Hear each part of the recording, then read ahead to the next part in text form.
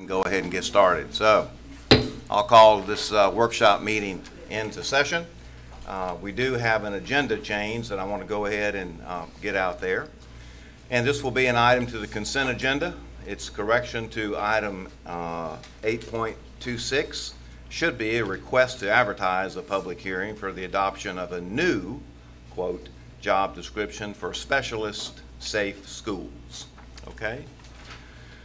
And then superintendent and board members, what we'll do is we'll do the same thing as usual. I'll just move down through each item on the agenda, and if there are presentations, superintendent, please let me know. We'll call your folks forward, and board members, if you have questions or comments, just jump in there and stop me, and we'll go ahead and address all of those things. All right. So, of course, first of all will be the opening of the meeting, and then second of all will be the approval of the agenda and any changes. We do have some recognition scheduled. They will be the recognition of Michelle Cook, and who is the Bruner Middle School recipient of FBLA Advisor Hall of Fame Award. And then 3.2, recognition of Gabrielle Lerner Sparrow, Okaloosa STEM Academy State winner in the Junior Chemistry Division of the 2018 State Science and Engineering Fair of Florida, presented by Superintendent Jackson. There we go. All right. Then we do have some visitors. 4.1, Ms. Emily Lamberson, proposed relocation of pre-KD classes. 4.2, Ms. Paula Bathon, proposed relocation of pre-KD classes. And 4.3, Renee House, proposed relocation of pre-KD classes. I do have a question real quick. Yes, sir, Mr. Bryant. Regarding these parents that are going to be coming before us on Monday night, have we already reached out to these parents and have been communicating with them? I think 2 different times, yes. Okay. Okay. Anything else? No, sir. Okay. All right, and I think that they've also received the guidelines for their presentation to the board. And I know that Mr. McInnes will do his duty as well in giving time frames and so forth. All right, public comment, we don't know yet. Item 6, administrative and personnel appointments. Item 7, committee and staff reports workshop only. 7.1, county travel paid for the period of April the 5th through the 25th, 2018, presented by Mrs. Scallon, Chief Financial Officer. 7.2, out-of-county travel paid for the period of April 5th through the 25th, 2018, presented by Mrs. Scallon, Chief Financial Officer. And then the long one, consent agenda. 8.1 will be the approval of the consent agenda. 8.2, approval of the minutes of the workshop meeting of April the 19th, 2018, minutes of the special meeting of April the 20th, 2018, minutes of the special meeting of April 23rd, 2018, and minutes of the regular meeting of April 23rd, 2018. 8.3, appropriation of District 1 School Board Member Capital Outlay Funds to Kenwood Elementary School for carpet replacement in 5 classrooms in the amount of $9,010.36, presented by Lamar White and recommended by the Superintendent for approval. 8.4, appropriation of District 4 School Board Member Capital Outlay Funds to Meigs Middle School for furniture in the Commons area in the amount of $5,178.59, presented by Mr. Tim Bryan and recommended by the Superintendent for approval. 8.5, invoices to be approved for payment, presented by Mrs. Scallon, Chief Financial Officer, and recommended by the Superintendent for approval. 8.6, school donations, presented by Mrs. Scallon, Chief Financial Officer, and recommended by the Superintendent for approval. 8.7, tag on bid ITN 17-16-MH copiers, printers, and multifunctional printers, presented by Mr. Vance Wyndham, Program Director, Purchasing, and recommended by the Superintendent for approval. 8.8, exempted purchase over $25,000, Advanced Ed, presented by Mr. Vince Wyndham, Program Director, Purchasing, and recommended by the Superintendent for approval. Mr. Chairman, Yes, I was ma'am. just going to, add for the public, since some of these items we just scroll through. This is our accreditation, and again, We received accreditation through a very thorough review, but we also have to pay for that. But that is beneficial to our students in this county. But it does cost us, almost $37,000, but it's an important process and a lot of hard work on lots of people. But I appreciate all that Ms. McLaughlin does in regards to our accreditation for the district. Thank you. All right, item 8.9, exempted purchase over $25,000 to Dell, presented by Mr. Vince Wyndham, Program Director Purchasing, and recommended by the Superintendent for approval. 8.10, service agreement number 18-81, Denise DeCary, presented by Mr. Vince Wyndham, Program Director Purchasing, and recommended by the Superintendent for approval. Item 8.11, service agreement number 18-83, Denise DeCary, presented by Mr. Vince Wyndham, Program Director Purchasing, and recommended by the Superintendent for approval. 8.12, amendment to service agreement number 18-60, Matthew Pellegrino, presented by Mr. Vince Wyndham, Program Director Purchasing, and recommended by the Superintendent for approval. 8.13, School Food Service 2018 Summer Feeding Program Sites and Times, presented by Mr. Stephen Anderson, Program Director, School Food Service, and recommended by the Superintendent for approval. And again, Mr. Chairman, just for anyone watching that is aware of any student in need of breakfast and or lunch, that those are provided, those meals are provided at the various schools. And I believe there's a link on our main page for that, but we can look, and that way, if anyone or any organization wanted to share that information, we don't provide transportation, but if someone, often our summer feeding programs are at our summer school sites as well, and so those meals are available for any children up to the age of 18. Item 8.14, sale of obsolete iPads to Diamond Assets, presented by Mr. Eric Mitchell, Director MIS, and recommended by the Superintendent for approval. Item 8.15, request for transportation to surplus the attached list of school buses, presented by Mr. Jay McInnes, Program Director Transportation, and recommended by the Superintendent for approval. 8.16, motor vehicle lease disaster transportation services between the School Board of Okaloosa County and Consulate Healthcare, DBA, Destin Healthcare and Rehabilitation Center, presented by Mr. Jay McInnes, Program Director Transportation, and recommended by the Superintendent for approval. I would just like to Yes, sir. say real quick that this is a great program. It shows our willingness to work with the community in times of disaster where we can use our buses to get people to safe places. So thank you to those who are involved in that. Thank you, Mr. Bryant. 8.17, spot survey submission to the Florida Department of Education, parcel 65 in Baker, presented by Mr. Bill Smith, Facilities Planning and Maintenance, and recommended by the Superintendent for approval. Yes, sir. If you may, just a little discussion. Sure, I think sure. 8.17, 8.18 are basically the same item issue. If we're going to sell some property in Baker, Mr. Smith, give us a breakdown. We have somebody to buy it. I noticed in 8.17 we declare it has no purpose, which is required by the law. Tell us about that one. First of all, you have an updated appraisal legislated in front of your on your desk. The Baker water system is the landowner on the southwestern front corner of that property. They have a very small parcel of land. They're kind of landlocked right there on that corner. They have requested to buy the land which is behind and beside them. They're another quasi-judicial agency. The property that we're talking about, the last time it was used for anything, I think, was about 25 years or 30 years ago, and some corn was planted on it. The back 1/3 of the property floods anytime you have a heavy rain.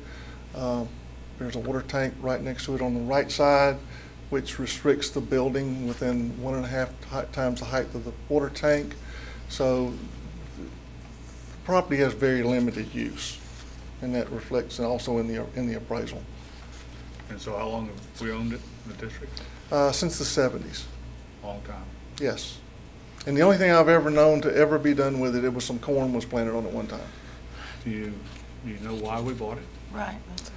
I really don't know. I'm not sure either we bought it or it was donated to us. I'm not quite sure. Was it? I think it was, I think Mr. Walker's correct. I think it was donated to us because the person that gave it to us was, owned hundreds of acres in that area. It was a parcel cut off of a bigger parcel. Right, but it was donated to us, too. Okay. And there's no reverter clause on the deed. We can sell it. And I haven't looked at the appraisal, but we're gonna sell it to the Baker Water. Take it to the Baker Water Service for the appraised value, and I think the appraisal is at $48,000. We have a plan for that 48,000? That's up to, Not that we know of. that's not my, You're just a broker. that's not my ballpark. Okay, well, I think it is our ballpark, so. Yes. I was wondering what we might be doing with the money That from would that be, sale. that would be your call. Any Rita, suggestions? I think Rita may want to interject. When we sell anything like that property, Rita, we have certain restrictions of where that money has to be spent. Is that not correct? That's correct. Anytime we sell any assets, land, it has to go back into the capital outlay fund. It would go into the LCIF fund, and then it would be available to appropriate for capital projects. Okay. Dr. Smith, is there any planned use by the water system group? Are they planning on building something there that could adversely affect the mission of Baker School at that location? In the general discussion, the understanding I have is they have a storage yard right there behind their office, and they just need more space to store and they need a bigger yard. They actually wanted a small piece of it just to get a little bit bigger, and that would have taken up all the road frontage on this parcel, so it was kind of all or none. But to my knowledge, they're not going to do anything on there that would adversely affect the school. And there is an existing lease for the front corner with the county. They've had an ambulance station there for many years, and so we would be conveying it subject to the lease. That would then be between the water company and the county. Okay. So that would be coming to the board or is that part of the sale? It would be all part of the sale. right. Okay. They'll have to take that over. There's an ambulance station there. Okay. Okay, so if this is approved, then Monday night, we're selling it. Well, if you approve the surplus Monday night, the spot survey will be submitted Tuesday morning. And if that's cleared by DOE, then there would be another resolution brought back to the board that would propose a contract and the terms, and you'd have to approve that before it could be sold. So the board gets the second shot at it then. Yes, sir. Any questions, board members, about that? And your resolution Monday night, if you approve it, directs the superintendent to bring back a recommendation to you for the disposal. And this property isn't directly adjacent to the existing school grounds? No, it is not. It's about 3 or 4 or 5 blocks north of the school.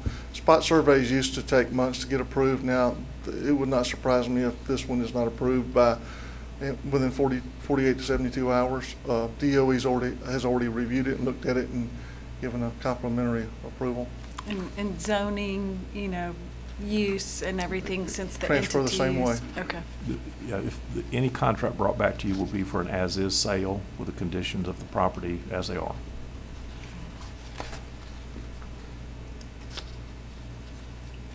All right, colleagues, any further questions or comments about this one? Ready to move on? If you do, I guess you can bring them up Monday night. Okay? Thank you, Dr. Smith. All right, 8.18, sale and disposal of fish parcel 65, presented by Dr. Bill Smith, Facilities Planning and Maintenance, and recommended by the superintendent for approval. 8.19, sale and disposal of surplus property, presented by Mr. Steve Bolton, Director of Facilities Planning, and maintenance and recommended by the superintendent for approval. 8.20, affiliation agreement between the School Board of Okaloosa County and 500 South Hospital Drive Operations, LLC DBA Shoal Creek Rehabilitation Center for the Practical Nursing Program at Okaloosa Technical Center and Choice High School, presented by Sarah Myers, RN, Nursing Program Director, and recommended by the Superintendent for approval. Dr. White, I'd like to comment on that. Yes, sir, Mr. Again, for the general public, this is another situation where we're giving students an opportunity to be successful before they even get out of high school, where they can get on the job training working in these fields. So again, congratulations to those who are involved in getting this done. And again, it's a great program for our students to excel. All right, thank you, Mr. Bryant.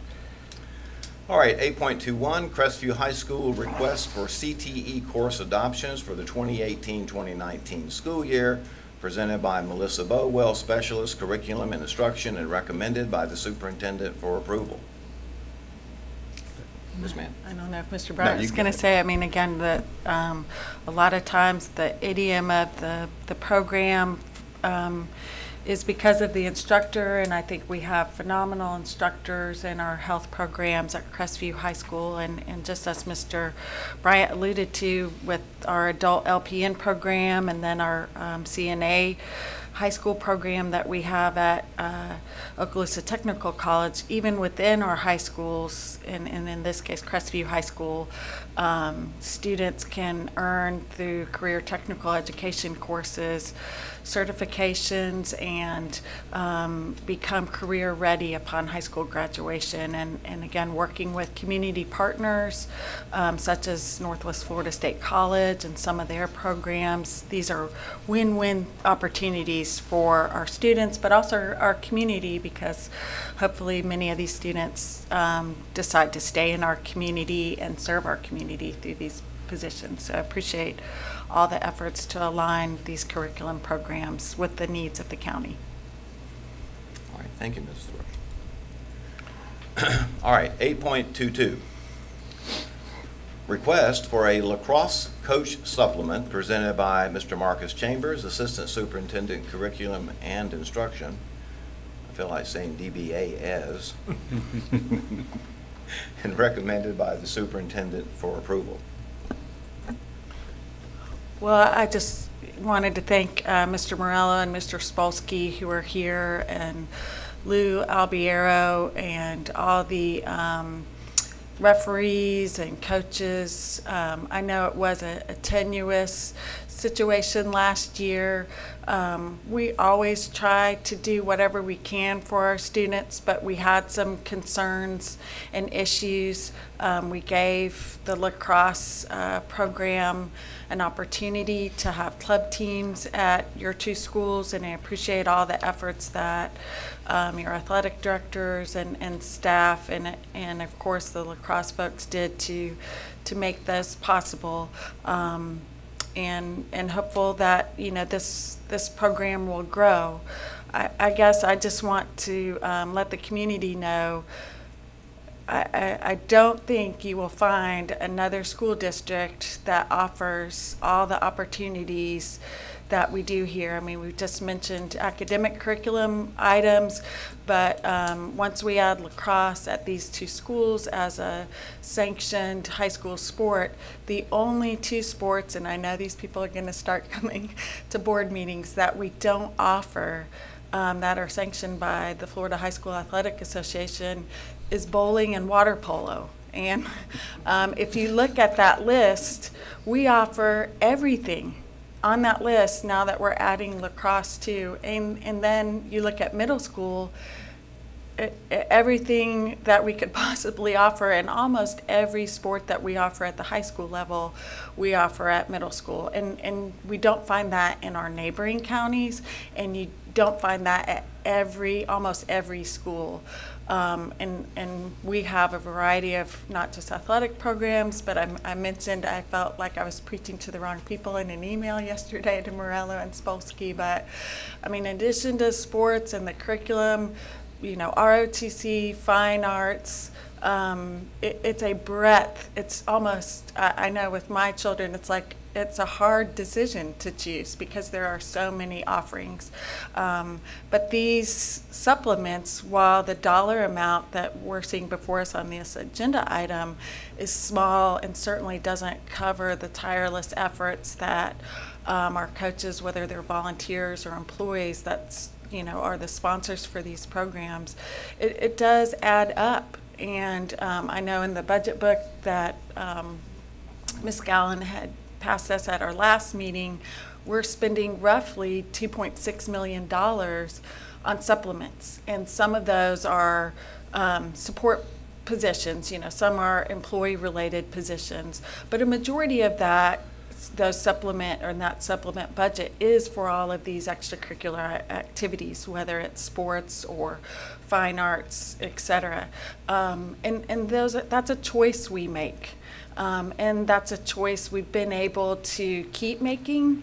But there are concerns, especially when we are receiving only 47 cents per student for this upcoming school year, if that's a choice we'll be able to continue to make.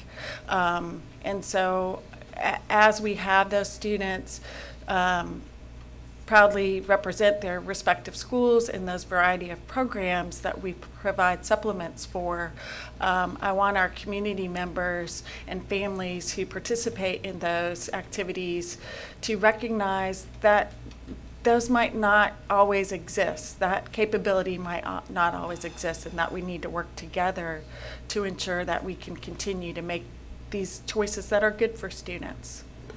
Mr. Chairman? Yes, ma'am. I would like to thank Mr. Spolsky and Mr. Morello, and I would like to thank Brian Humphrey. We gave them a list of things they had to do in order to bring this back before the board, and both of these gentlemen have done that. And I appreciate that because it was a little difficult and it was a little tenuous there, but there were some things that we were concerned about. And I told them, if you do these things and you get this information, I will present it to the board again for their approval. So thank you, gentlemen. Well, I would also like to comment that not only is this going to be a boys lacrosse team, it will be girls too. So this will help us with our Title IX, dealing with Title IX. But also a couple weeks ago, I was driving down from Crestview, and I happened to notice over at the complex there a lot of younger folks that are in lacrosse. So obviously the program is building up. So this will be a good thing for those particular athletes who love lacrosse. Okay, thank you, Mr. Bryant. Just And one Ms. other Rush. Yes, ma'am. brief Yes, ma'am. thing. About 4 or 5 years ago, I believe, Mr. Chambers, I can't remember exactly, we decided to bring back archery and to support archery. My goodness, what our kids have done is incredible to me. And that also, Mr. Walker, and for the rest of you, little girls are very good at shooting arrows. Very good. And we are, yeah.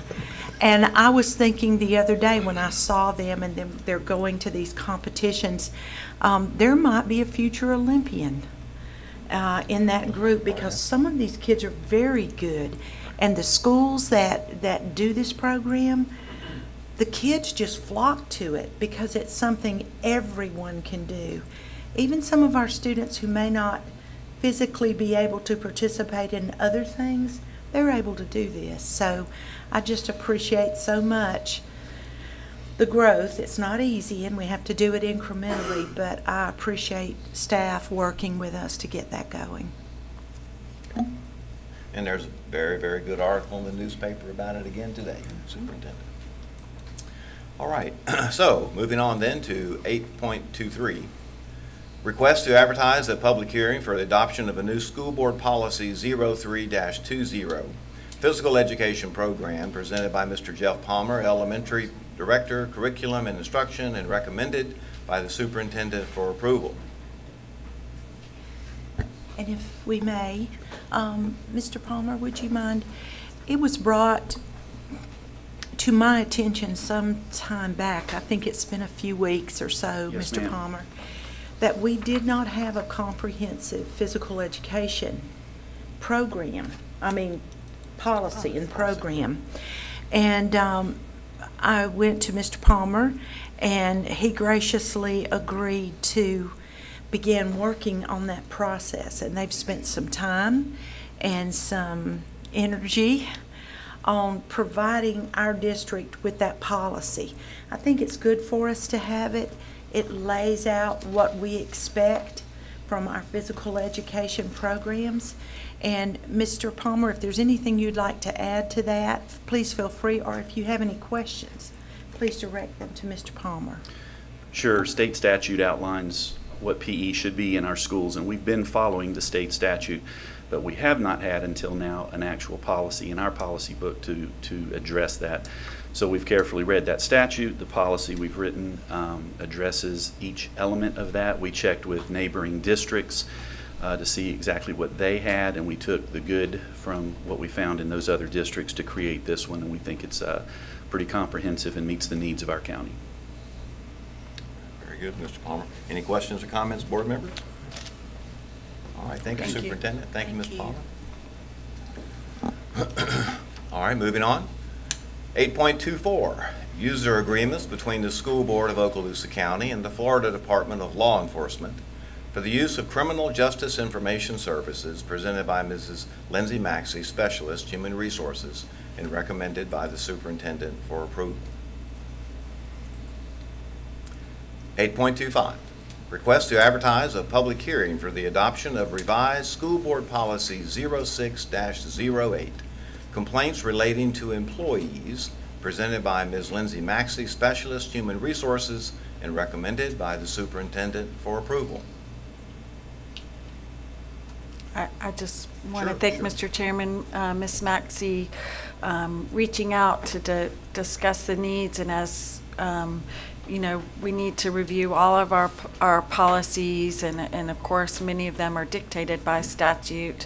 I think it's important wherever possible to continue to work on taking out subjectivity and creating objective processes and procedures for our staff and employees to follow. And I feel this document, you know, helps provide that and move us forward with, you know, just documentation and procedures for handling issues that arise. All right, Ms. Thrush. All right, any other comments, board members?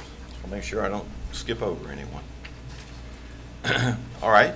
8.26, request to advertise a public hearing for the adoption of a new job description for specialist safe schools, presented by Ms. Lindsay Maxey, Specialist, Human Resources, and recommended by the Superintendent for approval.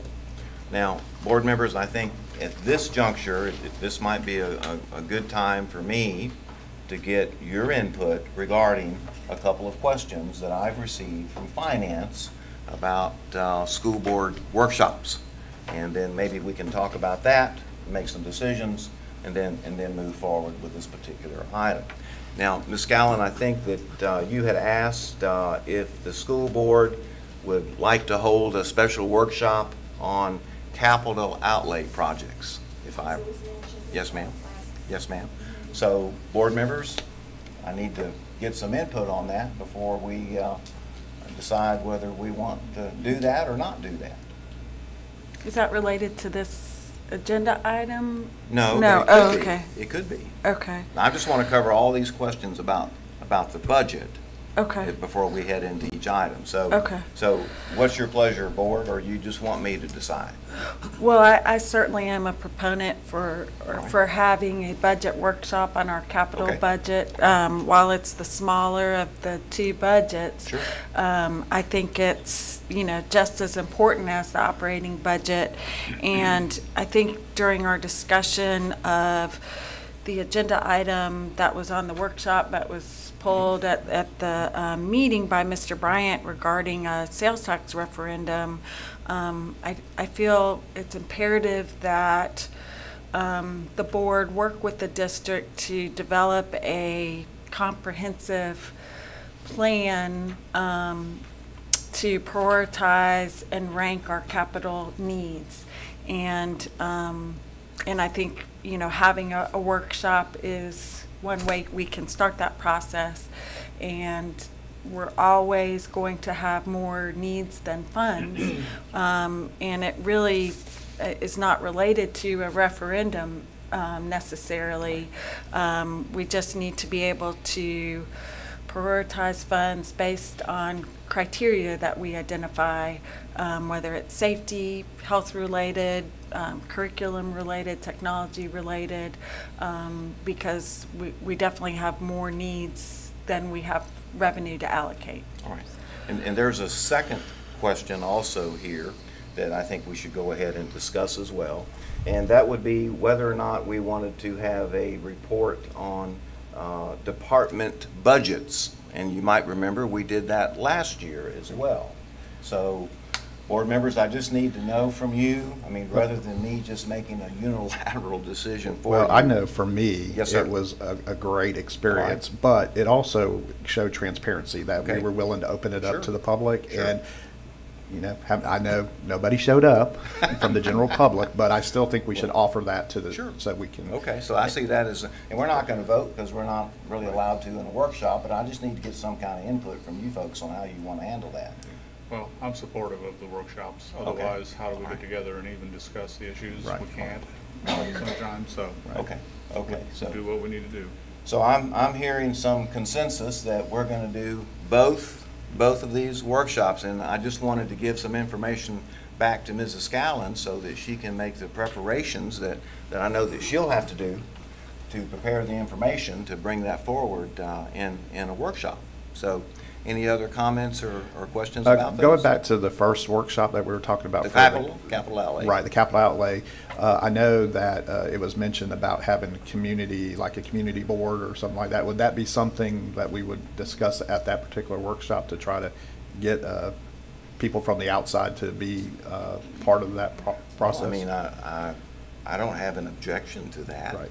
I think that from my perspective, it was more of what our needs are, Right. what our resources are, and how we might allocate those resources based on those needs. And I think we already know the answer to that. We've got a lot more needs than we have resources, okay? And that results in the prioritization, I think, that you were speaking to, Mrs. Thrush. I would be careful about tangling the two issues Right. together, though. And that's fine. I just wanted to. That would be, that's- my concern is that I don't want to put a cart before the horse. I think that advisory group was mentioned and brought up or discussed based on, the possibility of a referendum. And this is just really for the upcoming year. Every year we approve a 5-year capital plan. Then, once we strategically have a capital plan, could that be used in other areas, for a possible referendum later? Yes, but just as a board, we need to have a strategic, prioritized capital 5-year plan. And I think we need to develop a process that goes through that. All right. Mr. Chairman, Yes, if I ma'am. could speak out, Sure. Mr. Kutsaratus' son has had surgery in Louisiana, and he's not here, but I think I can speak for him, and I think I can speak for Steve as well. We're happy to have any assistance from the board in prioritizing where the money goes. It's difficult. We've got like $1, and we've got Right. $10,000 worth of need. Right. So any help y'all can give us, any thoughts on that? And I know Mr. Walker works closely, Mr. Kutsaratus and Steve, all the time on our construction needs and things of that nature, but I know that he would welcome that workshop and that help. Thank you, Superintendent, and I agree, I know exactly. Mark, Yes, sir. the board already has in place, and it's been in place for many years now, as Ms. Jackson just pointed out, is we meet with Mary Beth and her staff, and the board is, at this point in time, which I'll be leaving, and I don't know who will stick with the job next time, but basically, the way that the policy's already set up and everything is we meet with Mary Beth and her staff, and then we go over and prioritize, and then I come back to this board, and we've been doing it for many, many years, other than Ms. Rush did it for 1 year. But prioritizing and basically Mary Beth and her staff do a good job of going out and trying to decide, and you know, it changes. Because, That's right. For, you know, basically, you know, when you have something that you feel like is very important, then something That's happens right. that may move something you I think remember. was at the top, and it may be moved down the list. And as Mary Beth just pointed out, you know, unfortunately, is the fact we all realize we have virtually no revenue, but all kinds of needs. Right. But I think that already in place is we have a system that's worked very well, because any major type projects, you know, this board and the superintendent has been in agreement that we try to make sure that we go with the Jacobs or the people we have a contract with to make sure that when we do a large project, that we do not try to do it in-house and these type things. And I think the board's always agreed with that. And basically, you know, we always meet the Monday before the board meet that night, and then come back, and then naturally try to make sure then you board members are made aware of everything, and if y'all want to change something, then you have the opportunity to do so. Right, Mr. Walker, and I really appreciate that information and insight, and I guess the issue for me is when presented with these two questions, had I been able to pick up the phone and call each one of you and talk with you about it, that's what I would have done. But of course, with the sunshine laws being what they are, the only other way was for us to just talk about it here in an open forum at this table at this advertised meeting.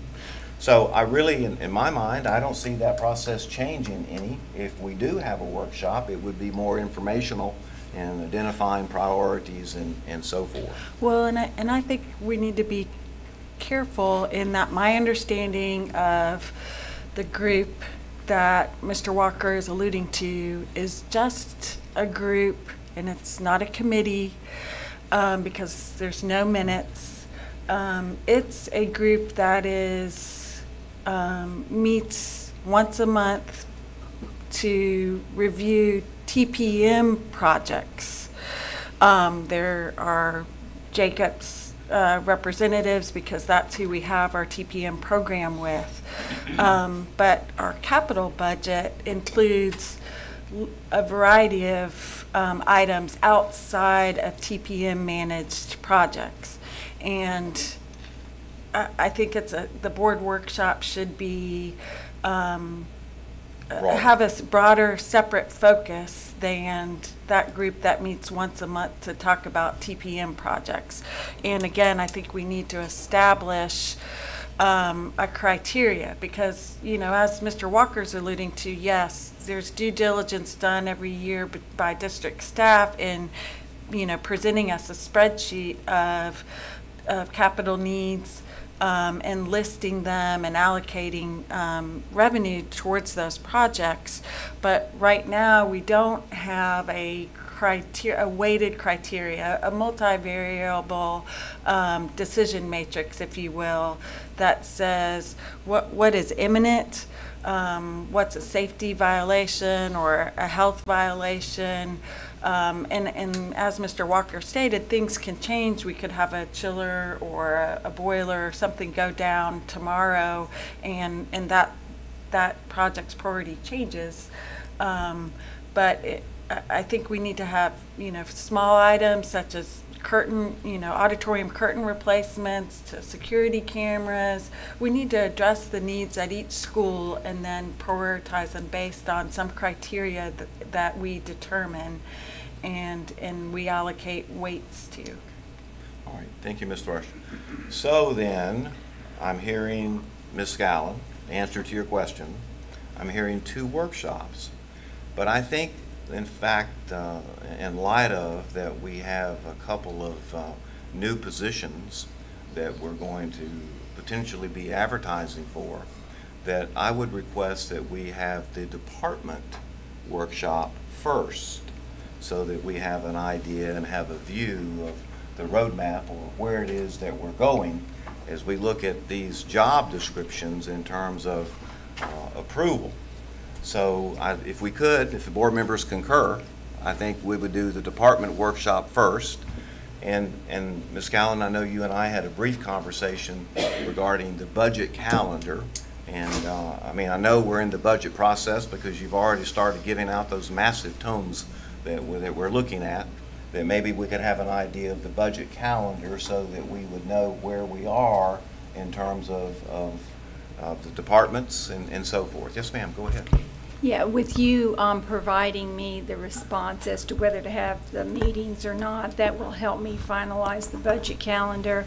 And then my intent would be to come back to you, the chairman, with a couple of dates for the Sure. department and a couple of dates for the Capitol, and then you can tell me I don't think which they'll date. mind me making the decision Wait- about the wait a dates. minute, Rita.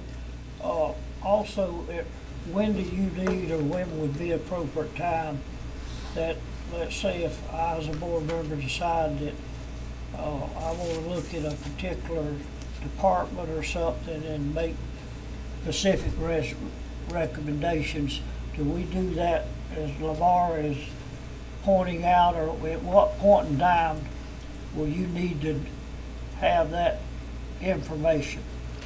Well, what I would envision in following the same method we have in other years when we've had the department budget meetings, that's where we sit down and present every single department budget, and the department head is there, and then if you have any questions, you can ask those questions and they provide information, and then in that setting would be where we would take input as to whether you had concerns, thought things needed to be changed or whatever, and then we'd bring that back to you in a formal meeting, because that's where you would vote on it, because that workshop you would not, it's not a voting venue. Right, okay.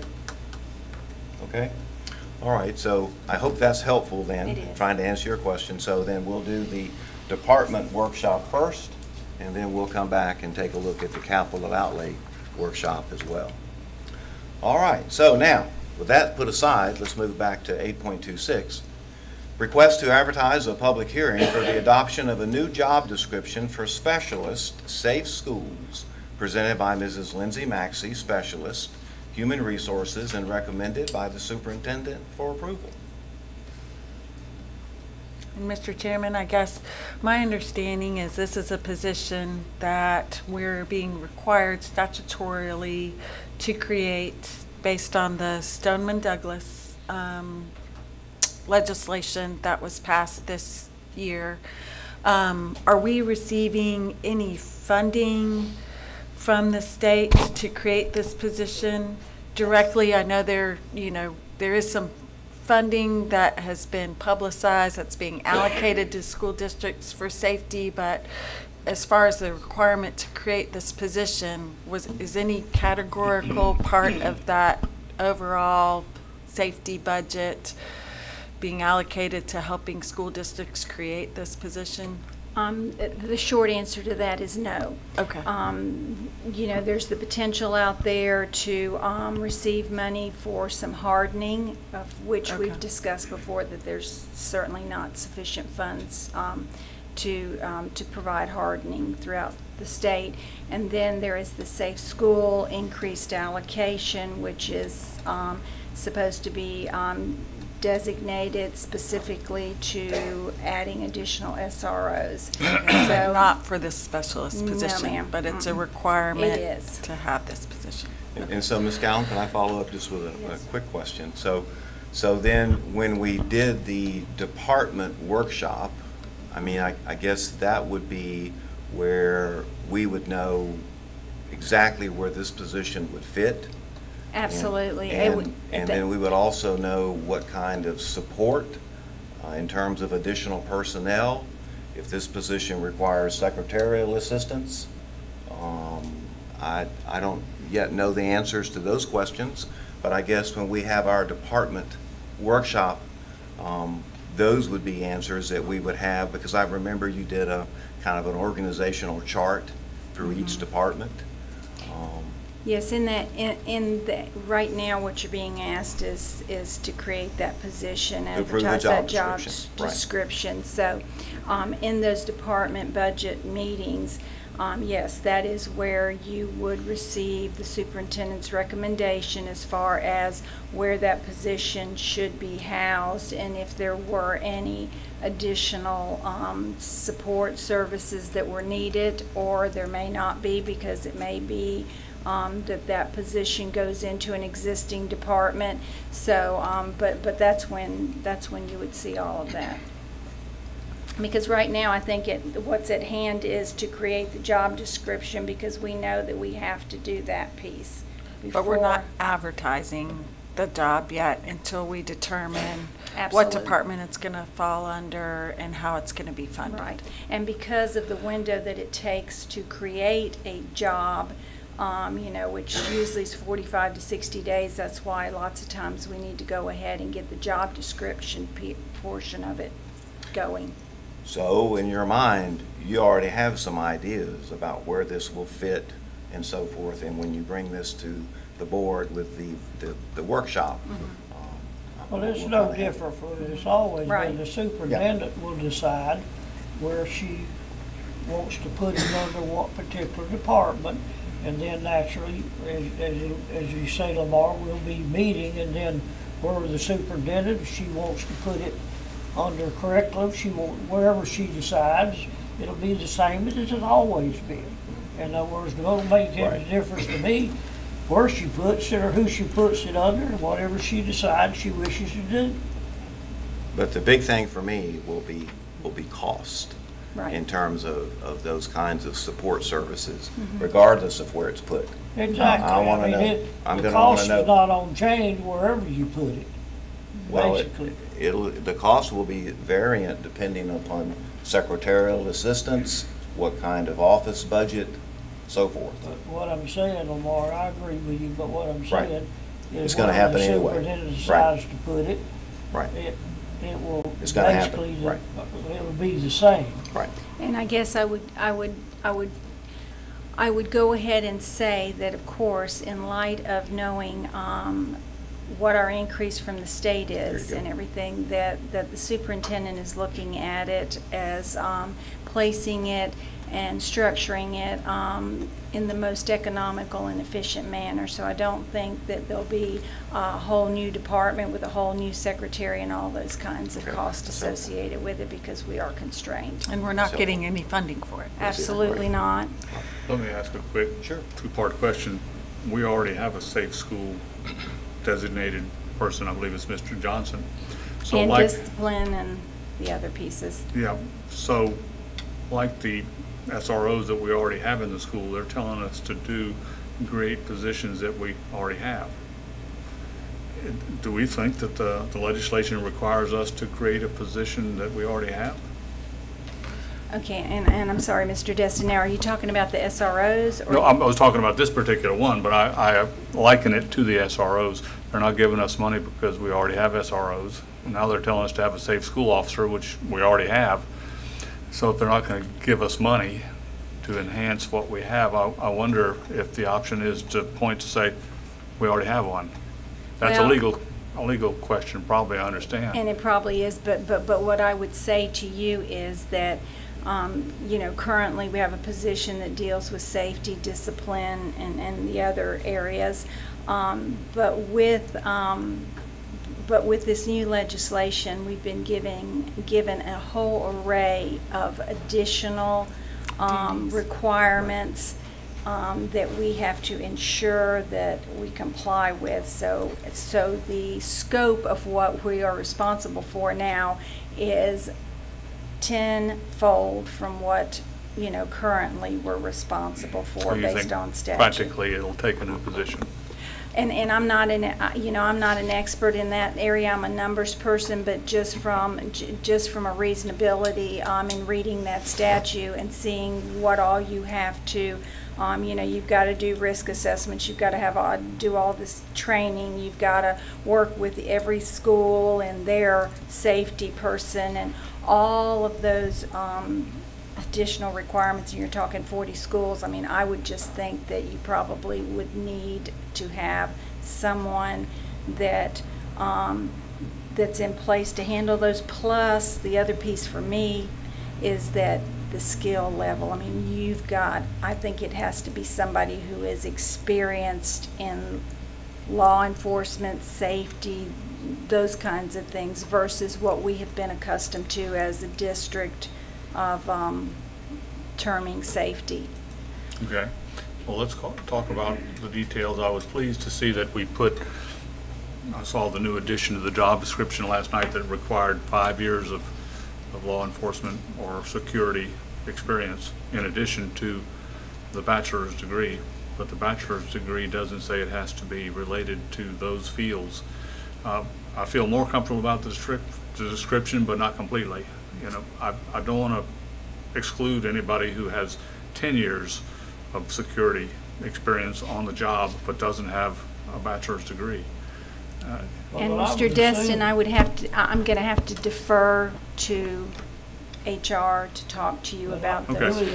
What I would assume it'd be like any job that the superintendent recommends to us with the job description, is the board has the authority.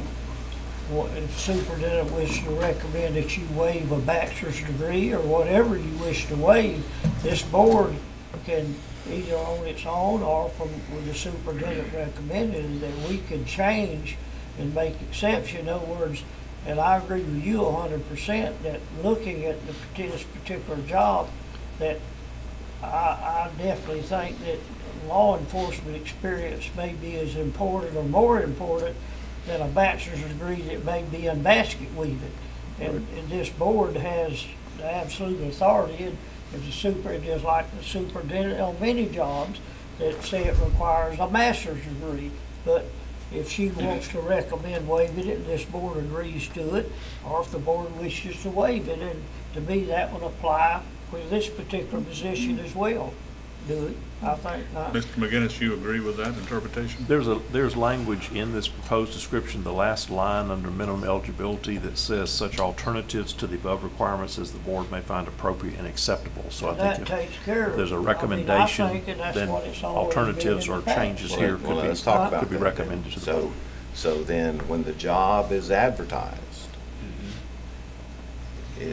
it's going to be advertised for this job description, but are we saying then that we will accept candidates that don't meet the qualifications as described in this job description? They can apply?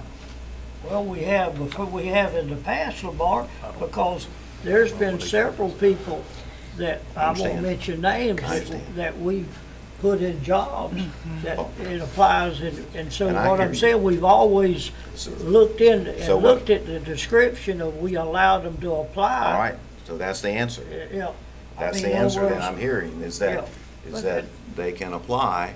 Well, let's. But that's been maybe get the standard superintendent practice, who's in Lamar. charge of that Yeah, sure. application. That's Absolutely. To been respond. standard practice Absolutely. forever. We have a lawyer and a head of HR here that should have an opinion on that question. Okay. So as it pertains to the requirements, I think the goal is always to hire a person who's qualified for the position. In this case, it would be looking at these requirements here. I think this wording that's down there at the bottom is kind of standard. It's on the job descriptions, and I think it's there for a purpose. If you had a person who you believed really had the ability to fulfill this job, but didn't necessarily have some of these qualifications, I think that's why that piece is there.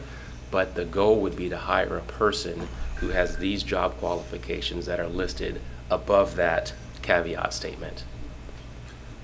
That sounds good in theory, but whether that person would even apply when you read that job description, just to make myself feel more comfortable about it, I will probably offer some different language that says bachelor's degree and/or 10 years Yeah, of law enforcement. I think that and/or would take care of it. I agree with Dewey, I think so, and that would clear it up. But I mean, as Ms. Jackson can attest to, is, you know, this is nothing new. We've hired a lot of people that hasn't had, say, a bachelor's degree or a master's degree, where the superintendent brought forth a person that she felt like was on fill that job, even though we made the exception. I think And goal- also, Go ahead. oh, I'm sorry. No, it's okay. We have to look at the adopted salary schedule that we have, this board has adopted. And a specialist requires. Right, that's what I was And gonna so say. if we want to move this job to a different spot on the salary schedule, Marcus, would that be But technical? Mary Beth, I think what Dewey suggested, I don't think that would be necessary. I think, as Mr. Destin pointed out, just by putting the simple language and/or would take care of it, and then, you know, wherever you and your department, if you decided, if you wanted to change it, it doesn't make any difference, I don't think, to this board where you would call it a specialist or whatever, but I think, as Mr. Destin pointed out, just by adding that one little quirk there, that would take care of making sure that people that may be very well qualified without a bachelor's degree would make sure they knew they could apply. And I think That's the that key would to take it. care of it. I understand. Lindsay? So one thing I was going to mention, Ms. Jackson, so on the salary schedule, the administrative salary schedule does allow us to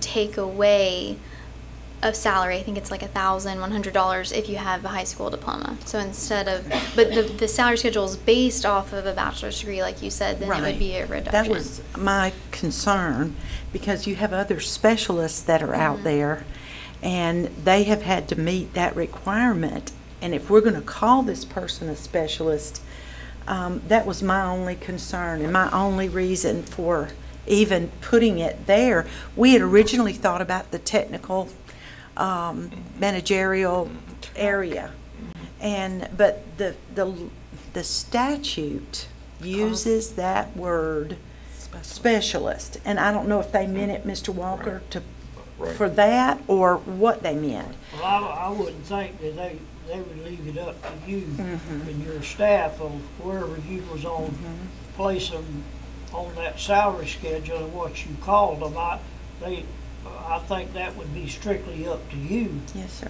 Whereas, you know, if you wanted to come back and get with Marcus and them and move it to where it would make sure that people that have law enforcement experience and don't have a bachelor's would be eligible to apply, and that would be something, or I thought what Dewey suggested would serve the purpose. And it sounds like Ms. Maxey just told us there is an accommodation in that definition that would solve the problem. I mean, there is that ability on the You salary know, schedule. but I see where you're coming from too. Right. I mean, that'd be very, Yeah.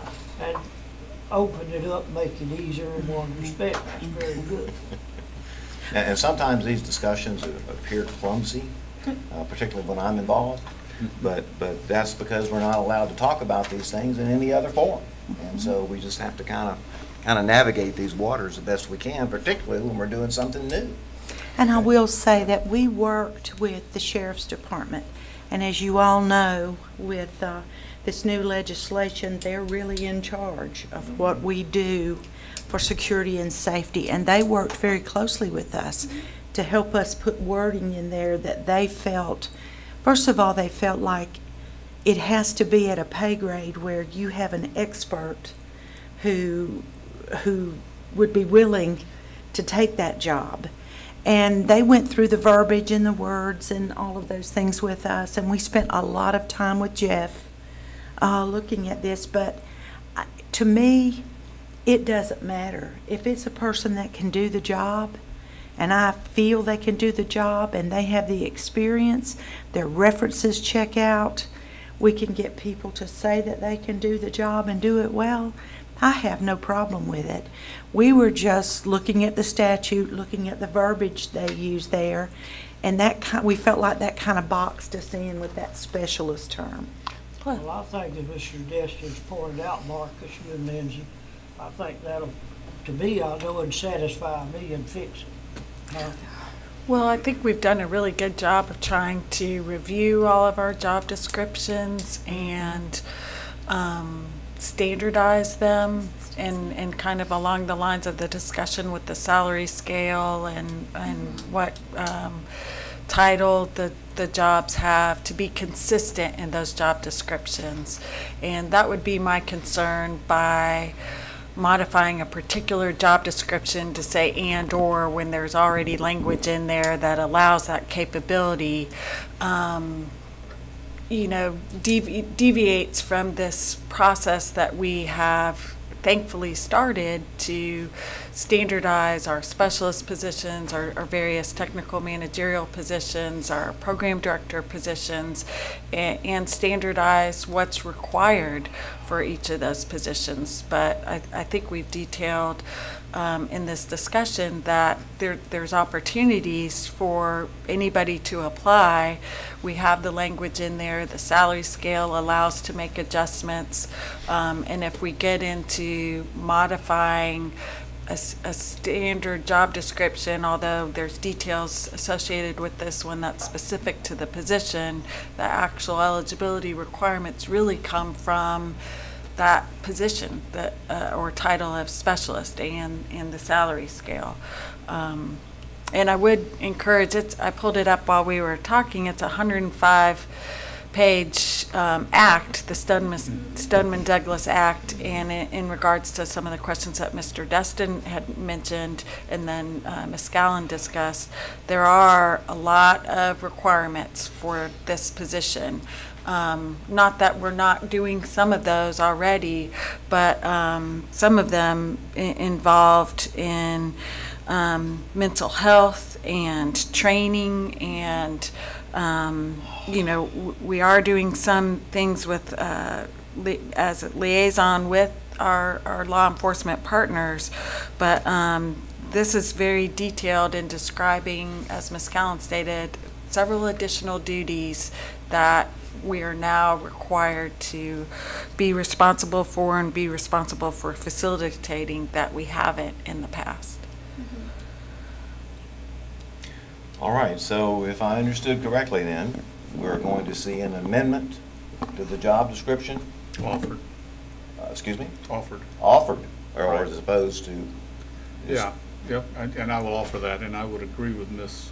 Thrush's analysis, if not for the fact that when you put a requirement in a job description that says you shall have a bachelor's degree, folks who do not have it, regardless of on down the script, it says that we have the option to modify it, they simply will not apply. And so that's the problem. Okay, Marcus. Y'all. Thank you. And remember, Ms. Scallon gave the floor up to you. She did it to you. All right. All right. 8.27, request to advertise a public hearing for adoption of a new job description for Program Director, Human Resources, presented by Marcus Chambers, Assistant Superintendent, Human Resources, and recommended by the Superintendent for approval. I would Yes, like sir. just a little clarification if I can. I discussed this last night during Mr. Chambers' supper time. I want to give him kudos for working above and beyond. Do you get flex time for that? I'll get with the superintendent later on that. He convinced me of the need for the position, but what we were left still discussing was the money. When we do a request to advertise the public hearing to adopt one of these, does that not necessarily mean that we're going to hire somebody? Which is where I had problems without going through the budgetary workshops that you talked about of personnel. I realize in our staffing grid that we did last time, that was an increase of several $100,000. I don't feel comfortable making this job description available unless I know we're not going to fill it until we've gone through the budgetary process. And I guess that might be a Ms. Jackson question. And we did not anticipate that. We knew that with all of the responsibilities that were about to come under some of these, especially HR and our ramped up procedures that we're doing at this point, it has created a tremendous amount of additional responsibility for some of those. And Mr. Chambers, if you'd like to address that. But nothing, remember, this is just approving a job description. Whether or not you approve it in the budget is up to you. But we wanted to make it available so that if we felt it needed to be included, we could present it to you. Then you make your own decision about whether you want to fund it. Well, if that is the clarification that you're giving me, that's the one I was looking for, so I don't have any other questions on this. All right. All right, anything else, board members? Okay.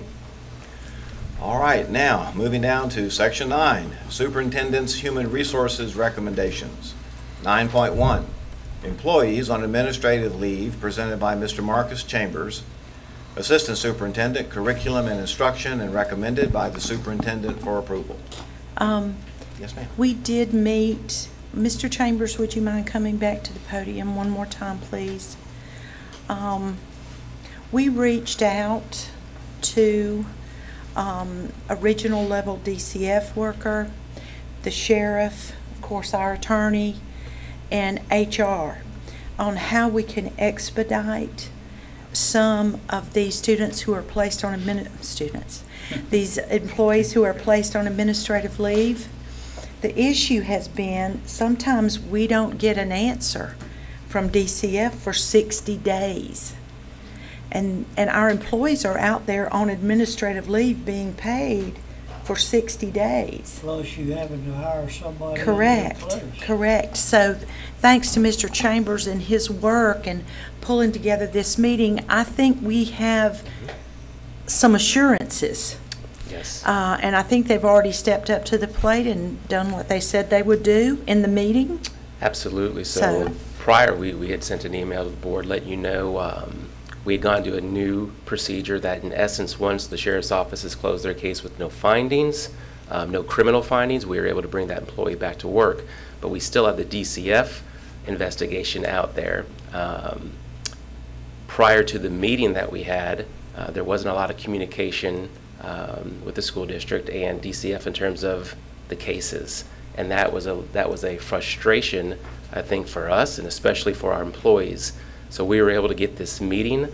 So now we have a point of contact with DCF.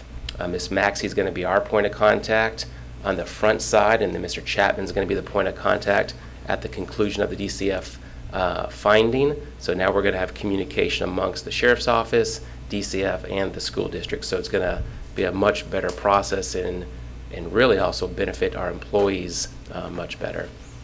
And I think that was part of the governor's initiative, that there would be clearer communication between all of these departments, and there has not been.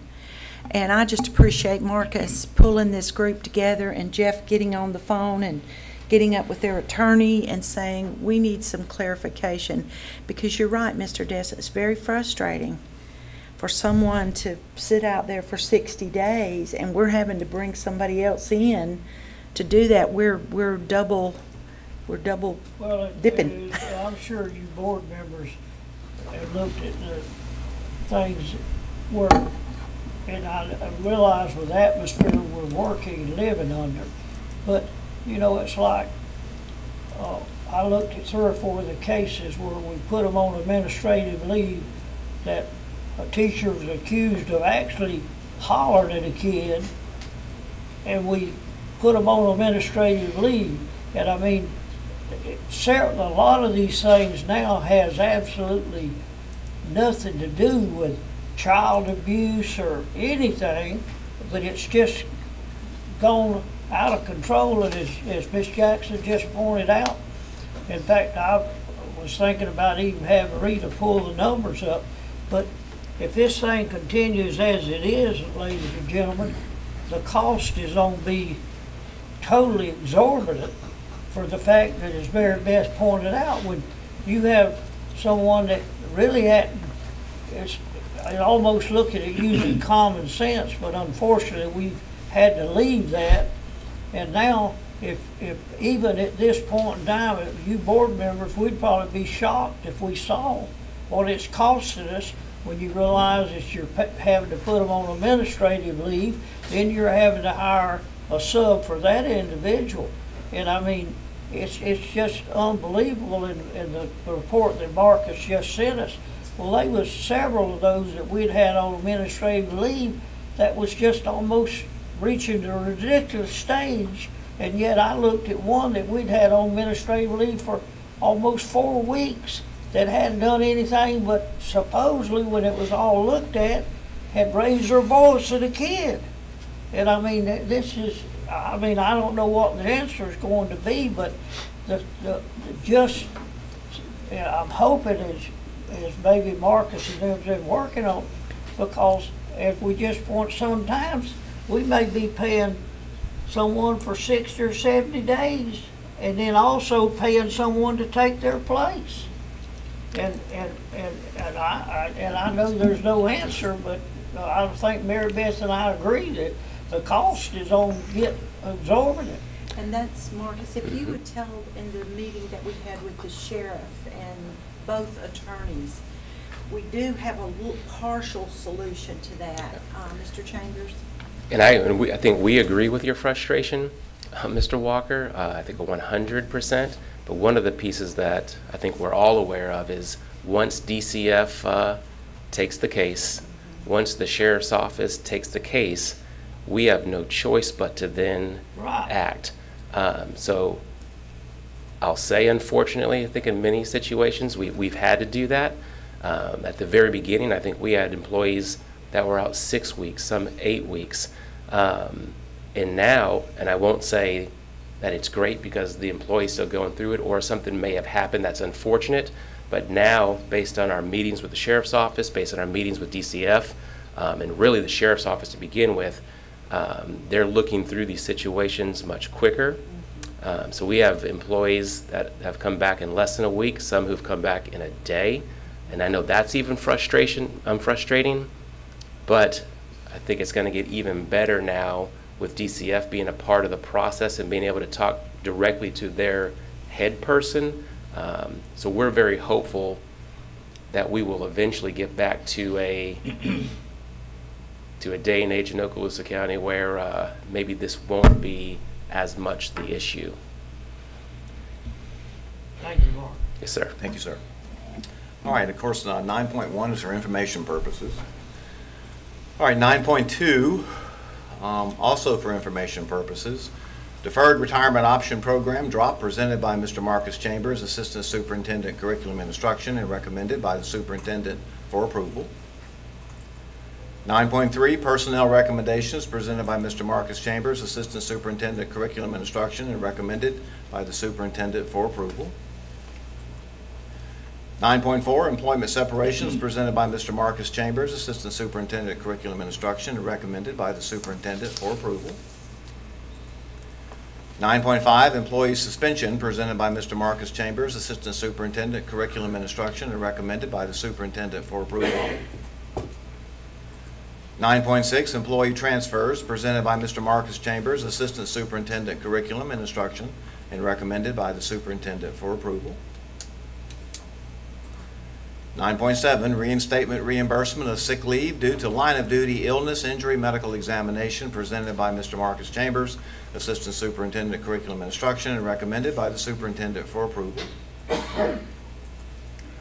9.8, Leave Without Pay presented by Mr. Marcus Chambers, Assistant Superintendent, Curriculum and Instruction, and recommended by the Superintendent for approval. Item 10.1, items moved from the consent agenda. Section 11, Program Status Report by the Board's representative. That would be item 11.1. Mr. Walker, you have anything today? Yes, I think that we'll be presenting to you. We've now finally got the Richburg project worked out, and Mr. Bolton has all the information for you, and we hope that you board will agree and hope we'll be able to move out, because we'll be trying to get those classrooms ready for the fall for the ESC kids up there, and it's desperately needed. And once we got into this, it become a very, very complicated, very project that you just never would have dreamed what we run into. But I thank you board members when Mr. Bolton and Nick presents the thing. I think it's something we desperately need for those kids up there. And I want to compliment everyone, Rita and Nick and everyone worked. We had to go back to the drawing board about 4 times, but I think once it's presented to you, I think you board will be pleased with what we come up with. And so when it's presented to you, I hope you'll agree. And I think that it become, I would never dream what we run into, but you know, when you're dealing with a 60-year-old steel building, but they desperately need the facilities up there. We're on, if you board agree, we're going to try to hopefully have it ready for the fall.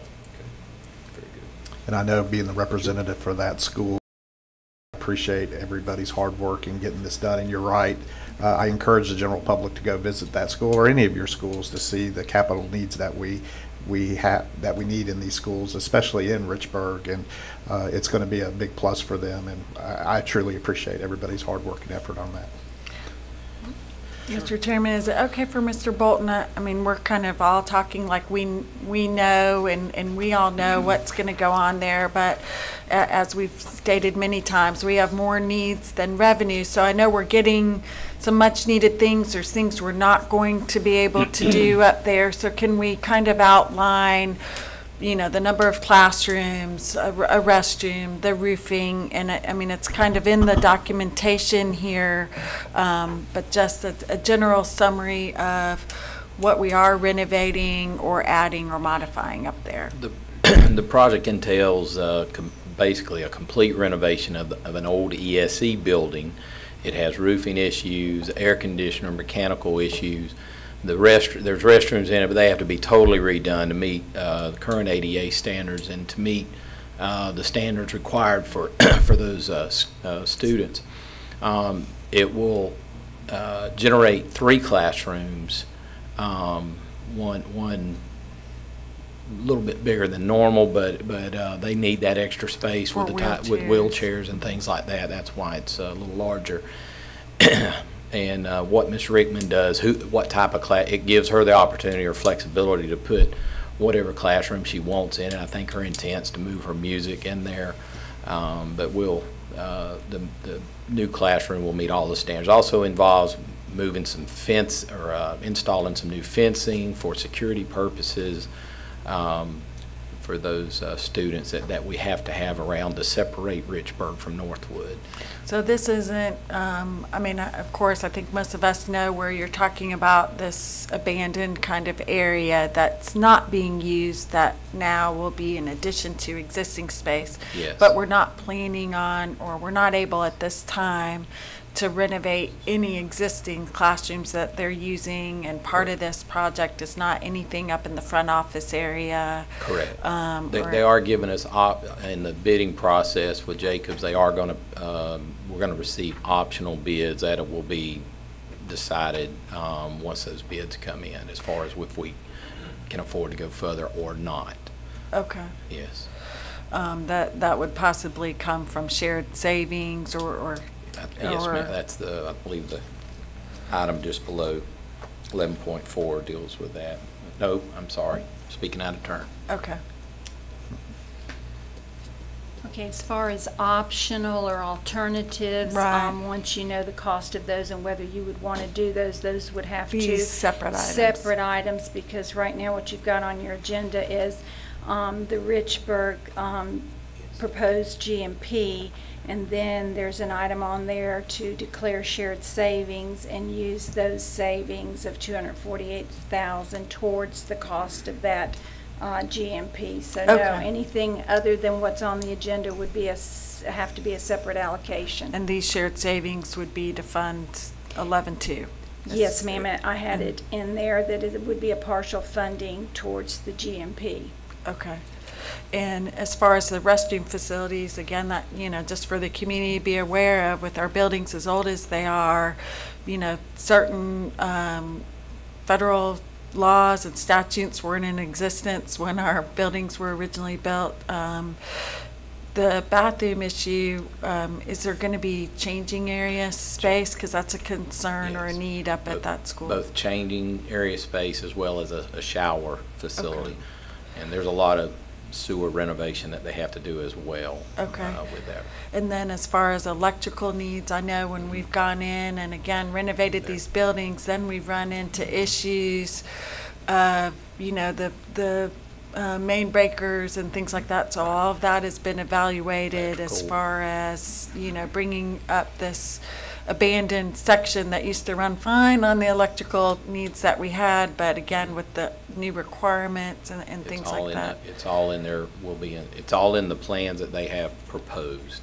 Okay. That the contractors are bidding on. Okay. Updated lighting, LED lighting, et cetera. And then on the sewage issue, again, we've run into this at some other renovation facilities as far as, now we'll have new bathrooms that we didn't have that will be used in addition to showers and sinks, and how that's going to tie into existing systems. Yes. and the capability and all that's been worked out. That has. Okay. Okay. All right, thank you. Mr. Destin? I was just going to tell Mr. Rush, like you, just reading through it, it was hard for me to get the concept. So I contacted Joel, who's with Jacobs, and there are 101 drawings Right. that are available, and I parsed out about 10 or 12 of them that are the architectural and the things that show, and I will take them to Jan if you would like those also. Do you have Yeah, they're copies in my- already, and they're in my that way truck we can out there. disperse those? Okay. So I'll take her and let her copy those for you. Okay. But there's another 90 if you'd like to look at them. Could I also get? Yes, sir. Yes. Yes, sir, Mr. Bryant. No, I was just asking Mr. Yeah, Destin if I could she'll- get a I copy. think Just- that's she'll have something a Jan copy. can Sure. pass out. Sure. All right, very good. Thank you, Mr. Bolton. All right, 11.2, authorization for professional services agreement from Faithful and Gould for price validation for program number 5, task order number 21, Richburg School Classroom Innovations and Roofing Project, presented by Mr. Steve Bolton, Director of Facilities, Planning, and Maintenance, and recommended by the Superintendent for approval. 11.3, program number 5, task order number 21, GMP for Richburg School, Building 9, Renovation and Roofing Project, presented by Mr. Steve Bolton, Director of Facilities, Planning, and Maintenance, and recommended by the Superintendent for approval. 11.4, Shared Savings, Jacobs L3, Capital Outlay Programs 5, Task Orders 1, 2, 5, 6, 8, 9, 10, 11, and 12. All right, moving down, we have nothing on 12. Item 13, Mr. Attorney, your business, sir. I'll have one recommendation Monday night for outside counsel in a pending employee appeals matter. Very good, sir. Ms. Jackson? A couple of things. The superintendent from Escambia County called me day before yesterday, and they will be donating their used buses to the district, for which I am quite grateful. I know Jay McGinnis was extremely happy because theirs are much newer and better than many of our buses that are currently being used. So we're thankful for that. That will save us some money. These have been well maintained. Our mechanics have gone over and looked at every one of them, and they feel really good about us being able to take some of our 20-year-old buses or 22-year. These buses are only 12 years old, and that's young in our fleet. So we're hoping that that will take place. It will probably be the second board meeting in June. They have to have a board action to donate those to us, and I'm very grateful to Mr. Thomas for doing that. The second thing is in the 6 years I've been on the board, I've not missed very many events And unfortunately, due to a little problem that I'm experiencing, I am not able to go and stand at all of the events that I want to be at. I enjoy the graduations. I've had to switch over to baccalaureates this year. And I just want the public to know, if you don't see me there, it's not because I don't want to be there. And I appreciate all of the attendance, you guys attending, but all of our staff. They have picked up an extra amount of going to events, but I do appreciate it very much, and I, hope the public understands that this is not for any other reason other than, as we put it, Mr. Walker, you and I are getting a little old, and sometimes things don't work as well. But I just wanted to share that with the public. Thank you. Can I ask Ms. Jackson a question about the buses? Yes. I talked to Mr. Rickitis yesterday, and I believe that if these buses do get approved and we get them, that's going to basically take all of our 20th century buses off the road and pretty much have, I think it was 2002 and above that will be on the. Jay was pretty excited. Yeah. I mean, he's worked so hard to keep those old buses running. These all have seat belts. Yeah. So it will be so nice for us to have that added safety feature. And we have already priced some cameras that we know we will need to put on those buses. Staff has already, I believe Jay's already done that and is trying to get some prices to bring forward, because we would need to put cameras on those buses. Very good. All right then, so moving on to item 15. 15.1, designation of school board members to serve as the legislative liaison and alternate on the School Boards Association Committee. If it pleases the board, I'm willing to continue as the alternate. And I'll Mr. continue Bryant? as the main guy. Okay, very good, very good. All right then. We need a motion to that effect? I think it says action item, On so Monday yes, sir. night. So Yep. Monday evening, okay. All right, 15.2, board members' announcements. And so how about let's take a look first, though, at the public hearing down at 16.1. We'll come back to board members real quick. The public hearing, 16.1, for adoption of a revised job description for Assistant Superintendent of Human Resources, presented by Ms. Maxey, Specialist Human Resources, and recommended by the Superintendent for approval. And that's showing Mr. McKinnon, I believe, at regular time, correct? Yes, sir. 6:15. Okay. All right, so now let's go back to board members' business, and that'll conclude our meeting. Mr. Walker? I don't have anything. Okay. Mr. Destin? Nothing further. How about it, Ms. Rush? I had a few things. I wanted to congratulate the Okaloosa County academic team. They were named state runner-up in the state competition, and wanted to thank Carol Burnett, Dr. Mike Mosley, and Julie Mosley for the coaches and all the students who were involved in that team. That's a great accomplishment. Also wanted to wish a happy Teacher Appreciation Week to all of our teachers who show up every day, and these last few days of school are particularly difficult, just with all the excitement from students, but there's a lot of work being done, especially in this high testing peak time that we're in. So thank you to all of our teachers who work tirelessly, not just in our schools, but on their own personal time throughout the year. I also we discussed summer feeding, but just to make sure people are aware about the summer feeding opportunities, wanted to congratulate 3 Fort Walton Beach High School students who will represent our district at the national level at the AXO competition in San Antonio, Texas. So congratulations to them. We had a phenomenal representation at the state track and field meet from various different high schools. I might miss somebody, but I know Taylor Muse placed 6 from Choctawhatchee High School. The Niceville High School boys and girls 4x800 teams both placed 5th. We had 2 state winners from Niceville High School. Maddie Kish placed 1st in pole vault, and Eli West placed 1st in shot put and 3rd in discus.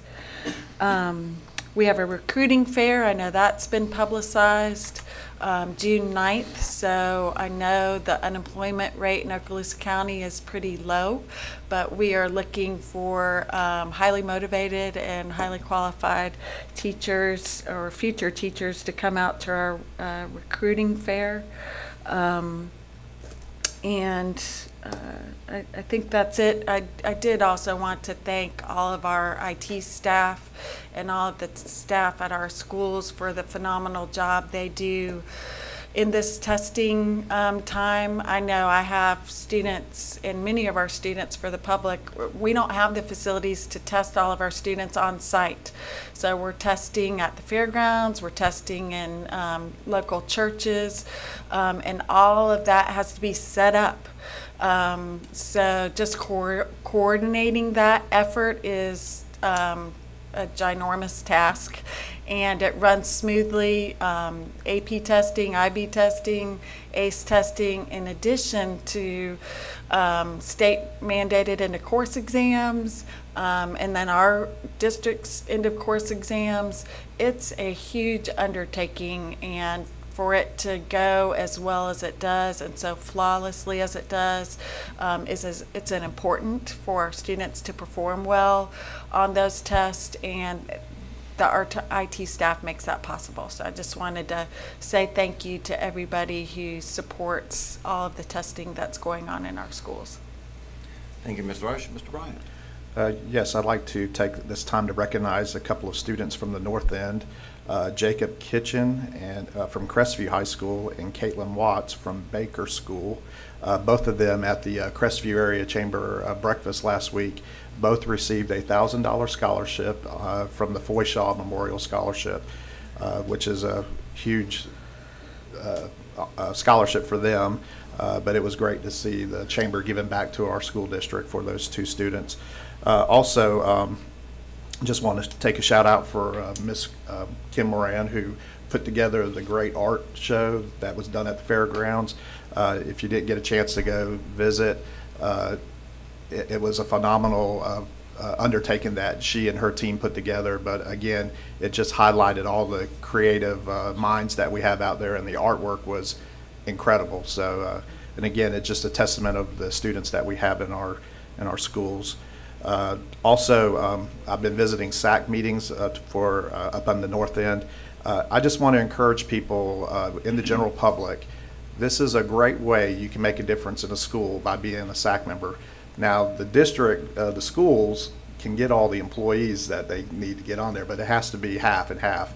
And at two of the meetings I've been to so far this week, they struggle to get the parents or the community people to be a part of that SAC. So I would just encourage people, if you really want to make a difference in a school and you don't have kids in that particular school, but it's in your neighborhood, take a time to go up there and volunteer to be a part of SAC committee. They really need people out there to help make decisions for the school, and it's kind of like a mini school board if you think about it. You're making decisions for that school. And also, we were talking about buses. I had the opportunity to ride bus 0012. I just want to give a shout out to that particular bus driver, Teresa Brinkley. Had a great time riding with her. Her students, the students that were on her bus, really loved Miss Brinkley. I noticed that a couple of them, well, quite a few of them gave her hugs as they were getting off the bus.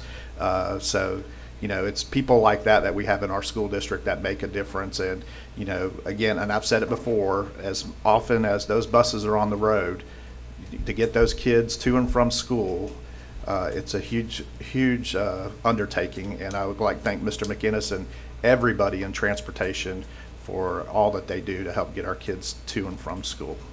And that's it, Dr. White. All right, Mr. Bryant, thank you.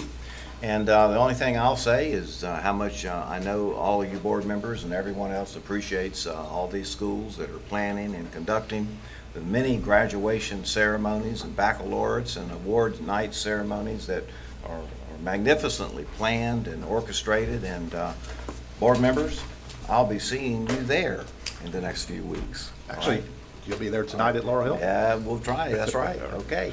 All right. With that, anything else, Mr. Attorney? All right. Meeting adjourned. Yep, see you later. See you, Mary Beth. See you, Mr. Walters. Yeah. Don't forget now.